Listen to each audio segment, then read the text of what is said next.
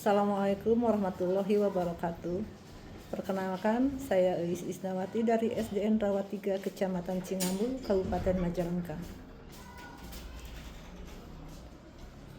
Langkah-langkah dalam pembelajaran untuk tugas modul 3.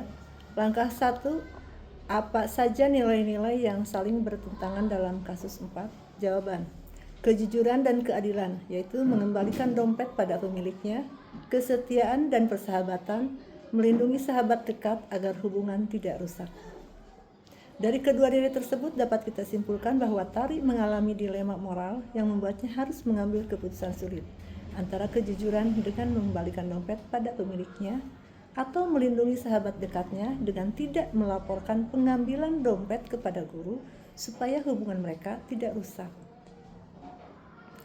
Langkah 2, siapa saja yang terlibat dalam situasi pada kasus 4? Jawaban: 1. Tari sebagai saksi dan sahabat Rara. 2. Rara yang mengambil dompet. 3. Nina pemilik dompet. 4.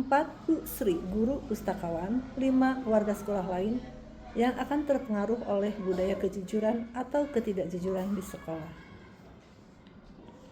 Langkah 3, fakta-fakta apa saja yang relevan dengan situasi pada kasus 4? Jawaban: dompet ditemukan Rara saat piket, lalu disimpan di tasnya. Nina melaporkan kehilangan dompet kepada Bu Sri. Tari melihat langsung Rara mengambil dompet karena Tari berada di perpustakaan sejak awal. Hubungan Tari dan Rara sangat dekat karena Rara sering menolong Tari. Langkah 4, pengujian benar atau salah yang mana bisa dilakukan? Jawaban: 1. Uji legal.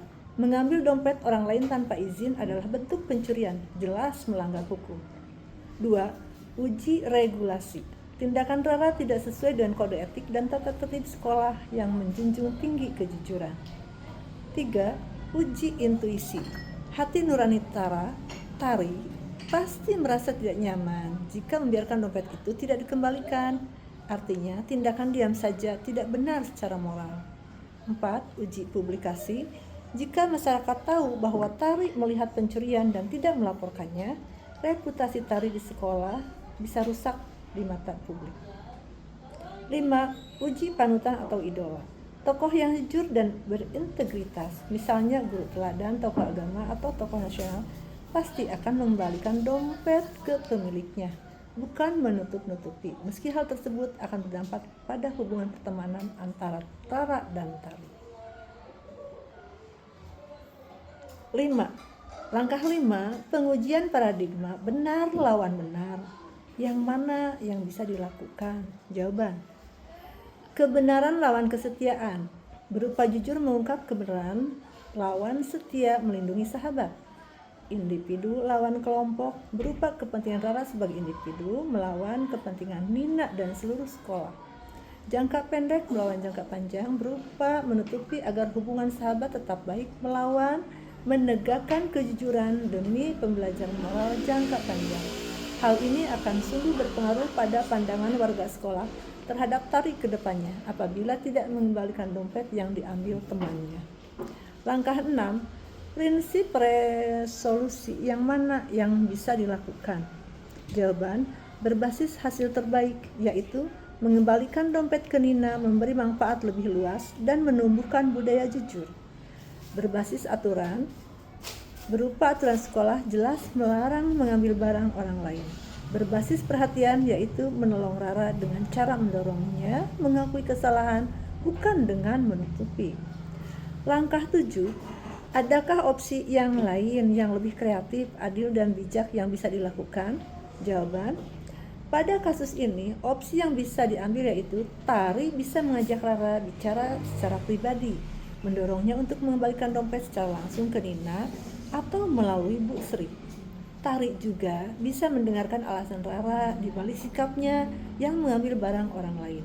Hal ini bisa dikaitkan dengan perlakuan dari didikan orang tuanya di rumah. Jika Rara menolak, Tari bisa membantu melaporkan secara baik-baik agar masalah terselesaikan tanpa mempermalukan Rara di depan umum.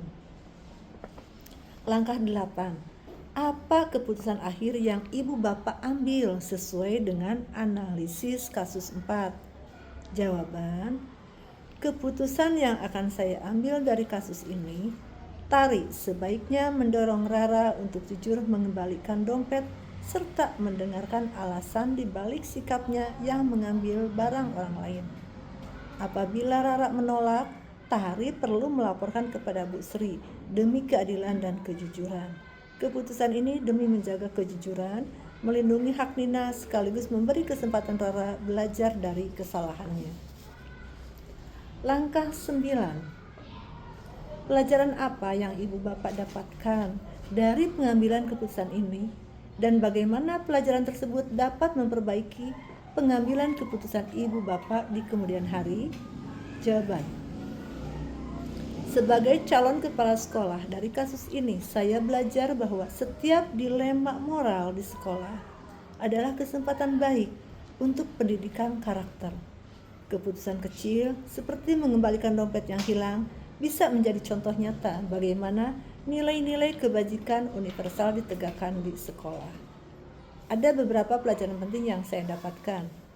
Yang pertama, kejujuran adalah fondasi kepemimpinan. Jika seorang kepala sekolah tidak berani menegakkan kejujuran dalam hal kecil, maka sulit untuk dipercaya dalam hal-hal besar, seperti pengelolaan keuangan atau kebijakan sekolah.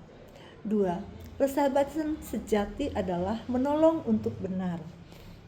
Sebagai pemimpin, saya tidak boleh membiarkan hubungan pribadi mengalahkan kebenaran. Justru kepemimpinan yang berintegritas adalah ketika saya berani menegur orang dekat demi kebaikan bersama. 3. Transparansi membangun kepercayaan. Jika saya konsisten mengambil keputusan yang jujur dan adil, warga sekolah, guru, siswa maupun orang tua akan percaya dan mendukung program-program saya. Kepercayaan ini adalah modal utama dalam kepemimpinan sekolah. 4. Setiap kasus adalah peluang pembelajaran moral.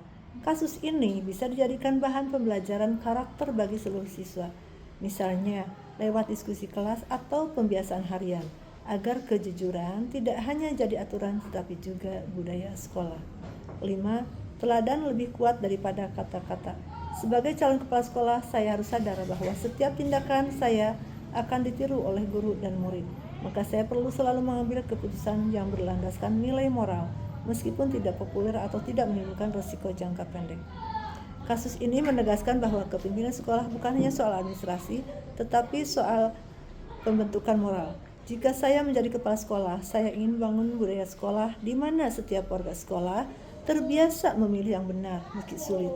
Karena itulah kunci terbentuknya karakter peserta didik yang berintegrasi. Terima kasih. Assalamualaikum warahmatullahi wabarakatuh.